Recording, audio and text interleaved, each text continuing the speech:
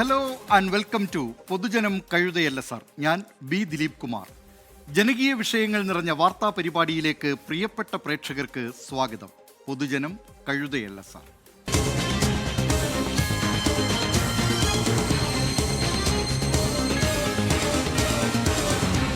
പൊതുജനം കഴുതയല്ല സാർ.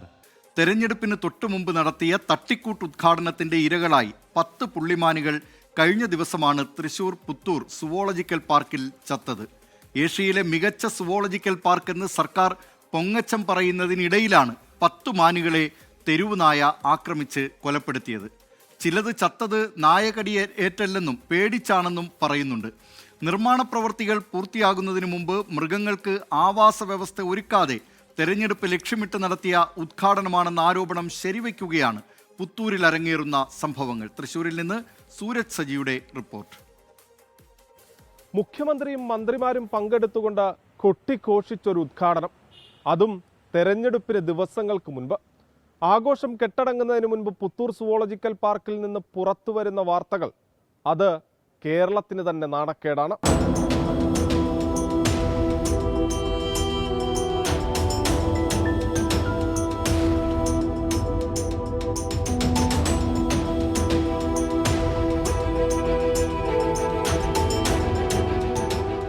കാട്ടിലോ നാട്ടിലോ അല്ല, അതീവ സുരക്ഷയിൽ അനുവാദമില്ലാതെ മനുഷ്യർക്ക് പോലും പ്രവേശനമില്ലാത്ത തരത്തിൽ കാവലേർപ്പെടുത്തിയ സുവോളജിക്കൽ പാർക്കിലാണ് തെരുവുനായ 10 മാനുകളെ ആക്രമിച്ചു കൊലപ്പെടുത്തിയത്.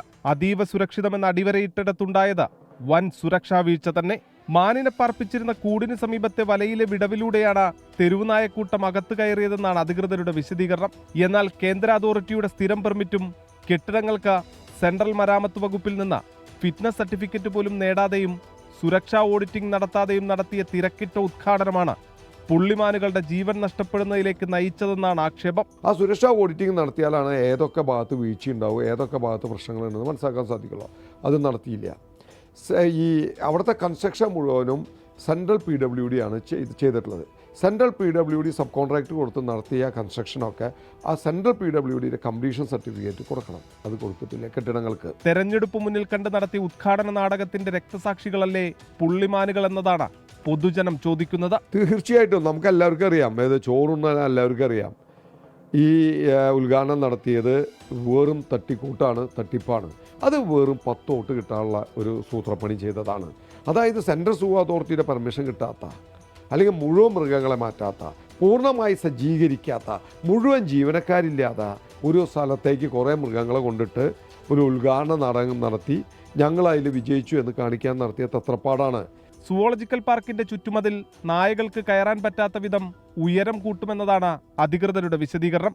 കോടികൾ മുടക്കി നിർമ്മിച്ച പാർക്കിൽ പര്യാപ്തമായ ചുറ്റുമതിലില്ലെന്ന് സമ്മതിക്കുന്നതാണ് സംഭവം. കൂടിനകത്ത് കിടന്ന മാനുകളെ സുരക്ഷിത മേഖലയിൽ കയറി തെരുവുനായകൾക്ക് കടിച്ചു കൊലപ്പെടുത്താനായെങ്കിൽ മൃഗങ്ങൾക്ക് നാട്ടിലേക്കും ഇറങ്ങാനാകുമല്ലോ എന്ന ആശങ്കയിലാണ് പ്രദേശവാസികൾ. തീർച്ചയായിട്ടും തെരുവുനായ്ക്ക് അകത്ത് കിടക്കാമെന്ന് വെച്ച് കഴിഞ്ഞാൽ മൃഗങ്ങൾക്ക് പുറത്ത് കിടക്കാൻ പറ്റൂല. അപ്പോൾ നാളെ അത് നാട്ടുകാർക്ക് എല്ലാം ഭീഷണിയാണ്, സന്ദർശകർക്ക് ഭീഷണിയാണ്. ഇത്രയ്ക്കും തെരുവുനായകൾക്ക് ഈ മൃഗശാലയിൽ കടക്കാൻ സാധിക്കുമെന്ന് വെച്ച് കഴിഞ്ഞാൽ വലിയ ഗുരുതരമായ സുരക്ഷാ വീഴ്ച തന്നെയാണ്. മൃഗശാലയിൽ ഇതുവരെ നടന്ന നിയമനങ്ങളെയും ചോദ്യം ചെയ്യുന്നതാണ് മാനുകളുടെ ജീവൻ നഷ്ടപ്പെട്ട സംഭവം. വേണ്ടത്ര പ്രാവണ്യമില്ലാത്തവരെ പിൻവാതിൽ നിയമനം നടത്തി താൽക്കാലികമായി നിയമിച്ചു എന്നതാണ് ഉയരുന്ന ആരോപണം.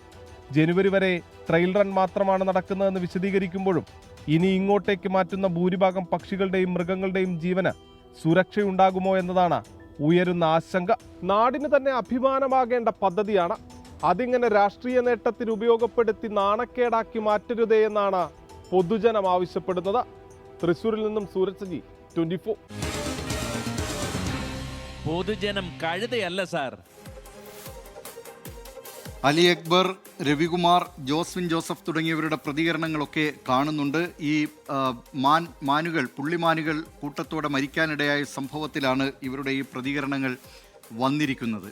ഏതായാലും വോട്ടില്ലാത്ത മിണ്ടാപ്രാണികളുടെ കാര്യമാണ്. അതുകൊണ്ട് വോട്ടുള്ള ജനങ്ങൾ ഈ കാര്യത്തിലെങ്കിലും അവിടെ പ്രതികരിക്കണം. ഇനി തെരുവുനായ ആക്രമണത്തിൻ്റെ കാര്യത്തിലേക്ക് തന്നെയാണ് പൊതുജനം കഴുതയല്ല സാർ പോകുന്നത്. തെരുവുനായ ആക്രമണത്തിൽ പരിക്കേറ്റ് ചികിത്സയ്ക്കായി ആശുപത്രിയിലെത്തുന്നവർക്കും രക്ഷയില്ല.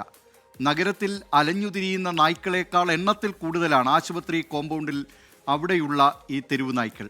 രോഗികളും കൂട്ടിരിപ്പുകാരും എന്തിന് ആശുപത്രി അധികൃതർ വരെ പരാതി പറഞ്ഞിട്ടും ഒരു നടപടിയും സ്വീകരിക്കുന്നില്ല എന്നാണ് ആക്ഷേപം. തിരുവനന്തപുരം നഗരത്തിലെ പ്രധാന സർക്കാർ ആശുപത്രികളുടെ അവസ്ഥയൊന്ന് കണ്ടുവരാം.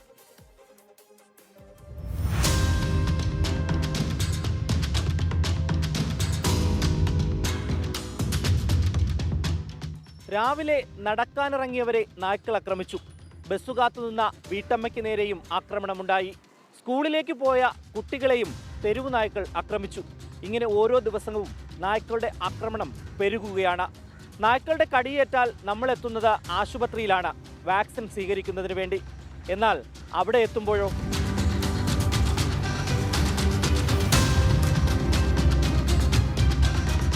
തിരുവനന്തപുരം നഗരാതിർത്തിയിൽ എവിടെയെങ്കിലും വെച്ച നായ്ക്കളുടെ ആക്രമണം ഉണ്ടായാൽ അല്ലെങ്കിൽ കടിയേറ്റാൽ ഓടിയെത്തുന്ന ഏറ്റവും പ്രധാനപ്പെട്ട ഒരു ആശുപത്രിയാണ് പേരുക്കട ജില്ലാ മാതൃക ആശുപത്രി. എന്നാൽ ആശുപത്രിയിലാകട്ടെ തെരുവ് നായ്ക്കളുടെ ശല്യം കൊണ്ട് പൊറുതിമുട്ടുന്നു എന്നുള്ളതാണ് രോഗികളും കൂട്ടിരിപ്പുകാരും പറയുന്നത്.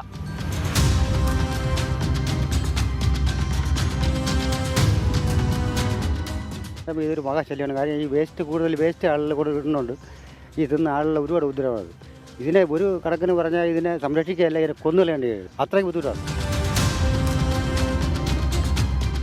ചികിത്സയ്ക്കായി ആശുപത്രിക്കുള്ളിലെത്തുന്നവർക്ക് ഭയമാണ്. തെരുവിൽ വെച്ച് മാത്രമല്ല, ആശുപത്രിക്കുള്ളിൽ വെച്ചും ഏതു സമയവും നായയുടെ ആക്രമണമുണ്ടാകാം. അങ്ങനെ ഉണ്ടായിട്ടുമുണ്ട്.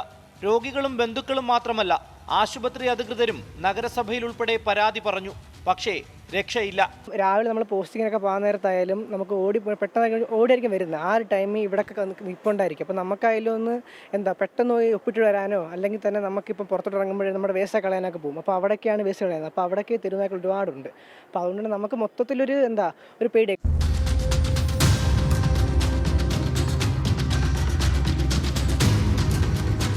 ദിവസേന ആയിരക്കണക്കിന് രോഗികൾ എത്തുന്ന തിരുവനന്തപുരം നഗരത്തിലെ ഏറ്റവും പ്രധാനപ്പെട്ട മറ്റൊരു ആശുപത്രിയാണ് ജനറൽ ഹോസ്പിറ്റൽ. ഇവിടത്തെയും അവസ്ഥ സമാനമാണ്. പകൽ സമയങ്ങളെക്കാൾ രാത്രിയാണ് നായകളുടെ ശല്യം കൂടുതൽ.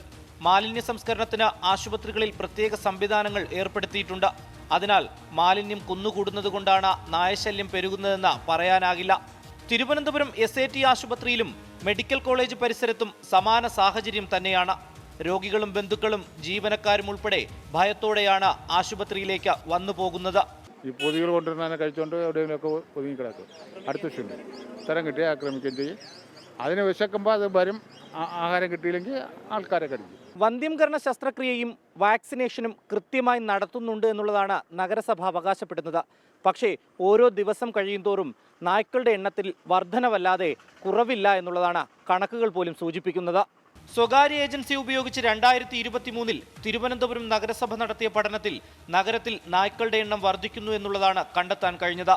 നഗരസഭയ്ക്ക് കീഴിൽ പേട്ടയിൽ പ്രവർത്തിക്കുന്ന വന്ധ്യംകരണ കേന്ദ്രം പരിമിതികളുടെ നടുവിലാണ്. തിരുവല്ലത്ത് അത്യാധുനിക സംവിധാനത്തോടുകൂടി നിർമ്മാണം ആരംഭിച്ച വന്ധ്യംകരണ കേന്ദ്രമാകട്ടെ കേസിൽപ്പെട്ട നിർമ്മാണം പാതി വഴിയിലായ അവസ്ഥയിലും. പരാതിയുമായി എത്തുന്നവരോട് ഇക്കാരണങ്ങൾ പറഞ്ഞ നഗരസഭയും കൈമലർത്തുകയാണ്.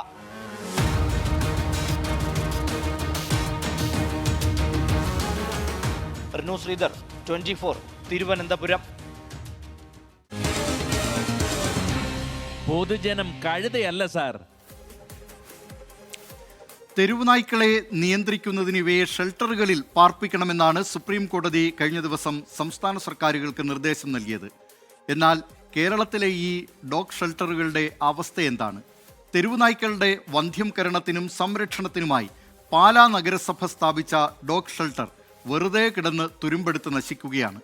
തെരുവുനായ ശല്യം വലിയ ഭീഷണിയാകുമ്പോഴാണ് ലക്ഷങ്ങൾ മുടക്കി നിർമ്മിച്ച ഡോഗ് പാർക്ക് നോക്കുകുത്തിയാകുന്നത്. സുപ്രീം കോടതി ഇപ്പോൾ ഇടപെട്ട പശ്ചാത്തലത്തിൽ ഈ ഡോഗ് സെന്ററിനും ശാപമോക്ഷം ഉണ്ടാകുമോ എന്നാണ് നാട്ടുകാർ ചോദിക്കുന്നത്. കോട്ടയത്ത് നിന്നും ടോബി ജോൺസൺ തയ്യാറാക്കിയ റിപ്പോർട്ട് കാണാം. വർഷങ്ങൾക്ക് മുൻപ് തെരുവുനായ ശല്യം രൂക്ഷമായപ്പോൾ തുടങ്ങിയതാണ് പാലായിലെ ഈ തെരുവുനായ ഷെൽട്ടർ. വന്ധ്യംകരണത്തിനൊപ്പം തെരുവുനായകളെ വാക്സിൻ നൽകി സംരക്ഷിക്കാനുള്ള സൗകര്യവും ഇവിടെ ഒരുക്കിയിരുന്നു. എന്നാൽ ഇപ്പോൾ ഇവിടുത്തെ അവസ്ഥ ഇതാണ്. കൂടുകളെല്ലാം തുരുമ്പെടുത്ത് നശിച്ചു. കാടുകയറി കിടക്കുന്ന പ്രദേശത്തേക്ക് കയറി ചെല്ലാൻ പോലും സാധിക്കാത്ത സ്ഥിതി. ഇതോടെ പൂർണ്ണമായും ഉപയോഗശൂന്യമായി കിടക്കുകയാണ് ഈ പദ്ധതി.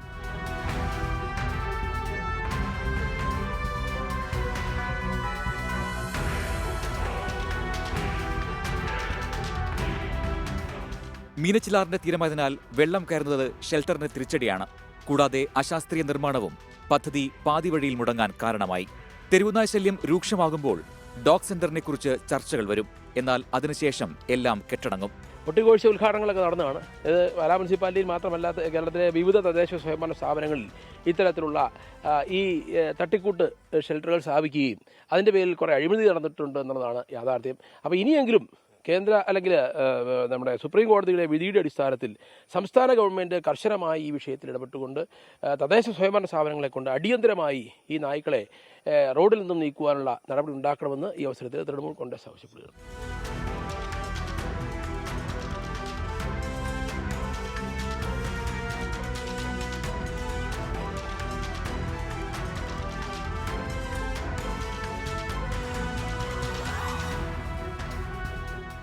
ഒരേ സമയം 60 നായ്ക്കളെ സംരക്ഷിക്കാൻ ഇവിടെ സാധിക്കുമായിരുന്നു.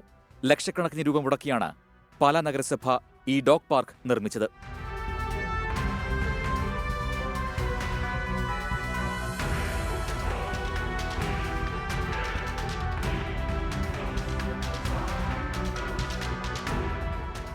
തെരുവുനായ ശല്യത്തിന് പരിഹാരം കാണാൻ നിരവധി പദ്ധതികൾ നമ്മുടെ നാട്ടിലുണ്ട്. പക്ഷേ അതിൽ ഭൂരിഭാഗം എണ്ണത്തിൻ്റെയും അവസ്ഥ ഇതുപോലെയാണെന്നുള്ളതിൽ യാതൊരു സംശയവുമില്ല. സുപ്രീം കോടതി ഇടപെട്ട പശ്ചാത്തലത്തിലെങ്കിലും ഇതിന് മാറ്റം വരുമെന്നാണ് പ്രതീക്ഷിക്കുന്നത്. കോട്ടയത്ത് നിന്ന് അരുൺ നീണ്ടൂരിനൊപ്പം ടോബി ജോൺസൺ, 24. പൊതുജനം കഴുതയല്ല സാർ. ദേശീയപാത നിർമ്മാണത്തിന്റെ ക്രെഡിറ്റ് എടുക്കാൻ മത്സരിച്ച നേതാക്കൾ കാണാതെ പോകുന്ന ദേശീയ പാതയോരത്തെ ദുരിതബാധിതരെക്കുറിച്ചാണ് ഇനി. കൊച്ചി ധനുഷ്കോടി പാതയിൽ നേര്യമംഗലം മുതൽ അടിമാലി വരെ നീളുന്ന ഭാഗത്തെ ജനങ്ങളുടെ ദുരിതത്തിന് മാസങ്ങളുടെ പഴക്കമുണ്ട്. ഓരോ തവണയും അധികാരികൾ നീട്ടുന്ന പ്രശ്നപരിഹാരം എന്ന വാഗ്ദാനം മാത്രമാണ് അവർക്കിപ്പോഴും ബാക്കിയായുള്ളത്. അടിമാലി കൂമ്പൻപാറയിൽ മനുഷ്യനിർമ്മിത ദുരന്തം അനുഭവിച്ച 30-ലേറെ കുടുംബങ്ങൾക്ക് സാമാന്യനീതി ഇപ്പോഴും പ്രഖ്യാപനത്തിൽ മാത്രമായി ഒതുങ്ങുന്നു. ഇവിടെ നിന്ന് അങ്ങോട്ടാണ് കൂമ്പൻപാറയിലെ മണ്ണിടിഞ്ഞ പ്രദേശങ്ങൾ തുടങ്ങുന്നത്. ഈ സൈഡിൽ കെട്ടിയിരിക്കുന്ന വാളുകളെല്ലാം അത്രയധികം പരിമിതമായ രീതിയിൽ ഈ മണ്ണിനെ തടഞ്ഞു നിർത്തുന്നതാണ്. പക്ഷെ അത് പൂർണ്ണമായും മുകളിൽ നിന്നുള്ള മണ്ണിടിച്ചിലിനെ തടയാൻ പറ്റുന്നതല്ല. മണ്ണിൻ്റെ മുകളിൽ വലിയ രീതിയിൽ വിള്ളലുകൾ കണ്ടെത്തിയിട്ടുണ്ട്. അതുകൊണ്ട് തന്നെയാണ് ഈ ഭാഗത്തോടുള്ള ഗതാഗതത്തിന് വലിയ നിയന്ത്രണങ്ങളുള്ളത്. ഭാരവണ്ടികൾ, മൾട്ടി ആക്സിൽ വാഹനങ്ങൾ എന്നിവ കടത്തിവിടാൻ പറ്റില്ല എന്നുള്ളതാണ് പ്രധാന നിർദ്ദേശം. ഇപ്പോഴും ആ ദുരന്തത്തിൻ്റെ ഒരു വ്യാപ്തി നമുക്ക് ഇവിടെ നോക്കിയാൽ വളരെ പ്രകടമായ രീതിയിൽ തന്നെ കാണാൻ കഴിയും.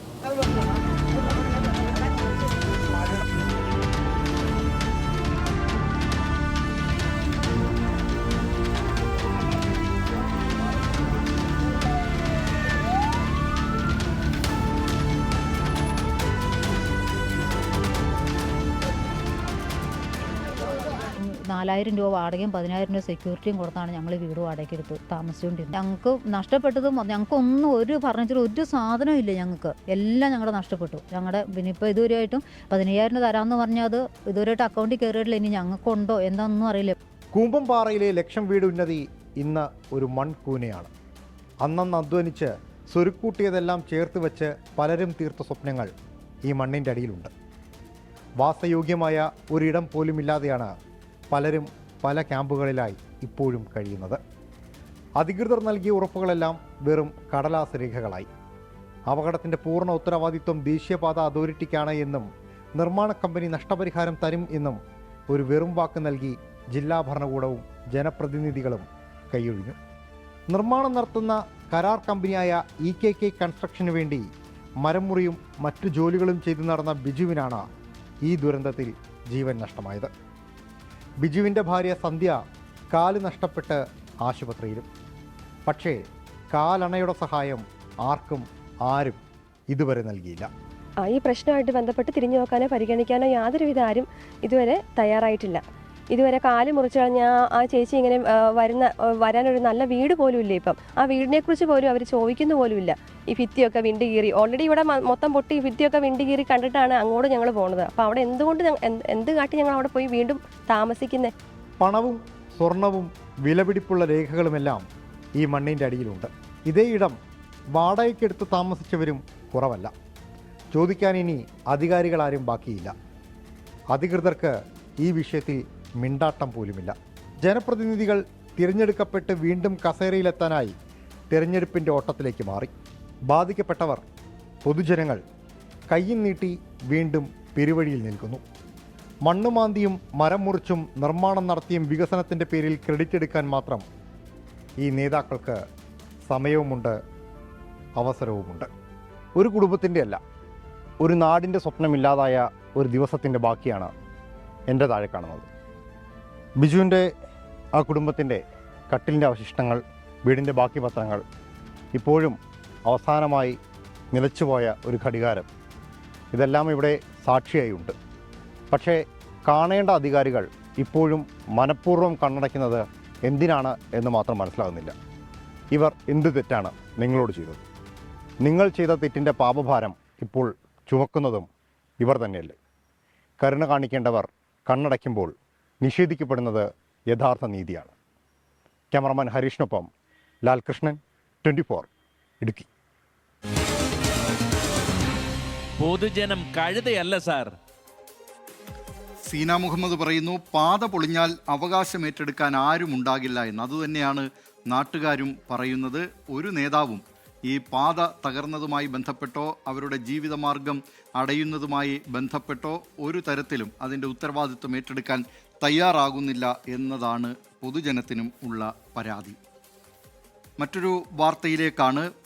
സംസ്ഥാനത്തെ നെൽകർഷകരുടെ ദുരിത കഥകൾ നമ്മൾ പലവട്ടം ഈ പരിപാടിയിൽ പറഞ്ഞിട്ടുള്ളതാണ്. നെൽകർഷകർ അവർ സംഭരിക്കുന്ന നെല്ല് ഏറ്റെടുക്കാൻ ആളില്ലാത്ത അവസ്ഥയായിരുന്നു സമീപ ദിവസങ്ങളിൽ വരെ. എന്നാൽ ആ കർഷകരെ കൂടുതൽ പ്രതിസന്ധിയിലാക്കുന്ന ഒരു വാർത്ത കുട്ടനാട്ടിൽ നിന്നാണ് ഈ വാർത്ത വരുന്നത്. കുട്ടനാട്ടിൽ നോക്കുകൂലി തർക്കം. ദമ്പതികളായ കർഷകർ ഉൽപ്പാദിപ്പിച്ച നെല്ല് സ്വയം ചാക്കുകളിൽ നിറച്ചതിന് നോക്കുകൂലി ആവശ്യപ്പെട്ട് CITU INTUC യൂണിയനുകൾ രംഗത്തെത്തിയിരിക്കുകയാണ്. നോക്കുകൂലി നൽകിയില്ലെങ്കിൽ നെല്ല് ലോറികളിലേക്ക് കയറ്റില്ലെന്ന് യൂണിയൻ അംഗങ്ങൾ ഭീഷണിപ്പെടുത്തി.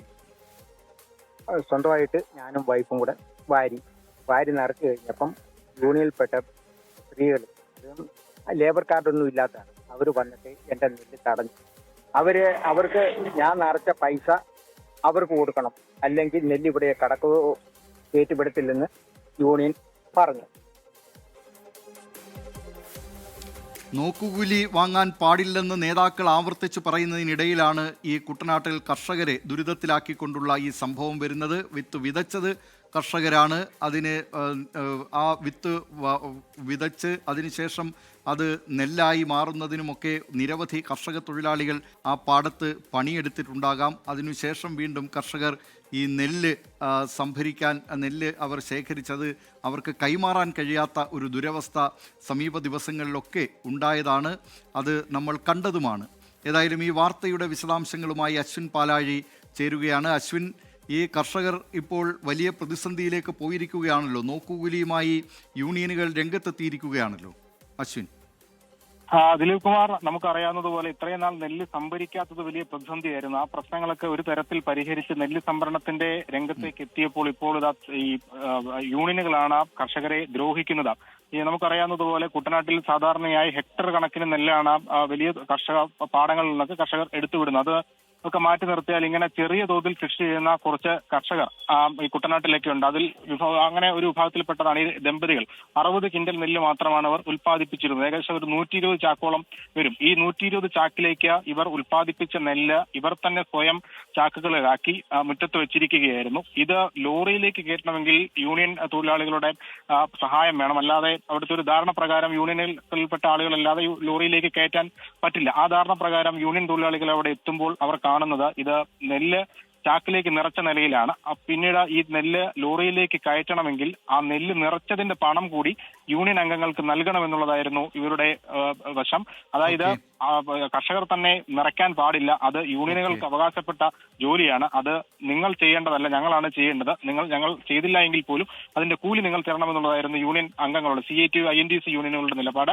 ലേബർ ഓഫീസർ അടക്കം വിഷയത്തിൽ ഇടപെട്ട് ചർച്ച നടത്തിയെങ്കിലും അത് പരിഹരിക്കപ്പെട്ടിട്ടില്ല. ഇപ്പോഴും ഈ 120 ചാക്ക് നെല്ല് റോഡിൽ കിടക്കുകയാണ്. സംഭരിക്കാൻ മില്ലുടമകൾ എത്തിയെങ്കിലും അത് ലോറിയിൽ കയറ്റാൻ തർക്കത്തെ തുടർന്ന് കഴിയാത്ത അവസ്ഥയിൽ ഇപ്പോഴും നിൽക്കുകയാണ്. ഇനി കുട്ടനാട്ടിൽ കർഷകർ വലിയ പ്രതിസന്ധിയിലായിരിക്കുകയാണ്. അവിടെ നോക്കുകൂലിയുമായി യൂണിയനുകൾ രംഗത്തെത്തിയിരിക്കുന്നു. വിത്ത് വിതച്ചതും വിയർപ്പൊഴുക്കിയതുമൊക്കെ ഈ കർഷകരാണ്. അവരെ കൂടുതൽ പ്രതിസന്ധിയിലേക്ക് തള്ളുകയാണ് CITU, INTUC യൂണിയനുകൾ ചെയ്യുന്നത്. നേതാക്കൾ ആ വിഷയത്തിൽ ഇടപെടട്ടെ എന്ന് നമുക്ക് ആഗ്രഹിക്കാം. ഇതോടുകൂടി പൊതുജനം കഴുതയല്ല സാറിന്റെ ഇന്നത്തെ അധ്യായം ഇവിടെ അവസാനിക്കുന്നു. ലോകത്തെവിടെയായാലും ഏത് സമയത്തും 24 വാർത്തകളും ഓഗ്മെന്റഡ് റിയാലിറ്റി പാക്കേജുകളും എക്സ്പ്ലെയിനറുകളും വിശദമായി കാണാൻ ഞങ്ങളുടെ YouTube ചാനൽ നിങ്ങൾക്ക് സബ്സ്ക്രൈബ് ചെയ്യാം.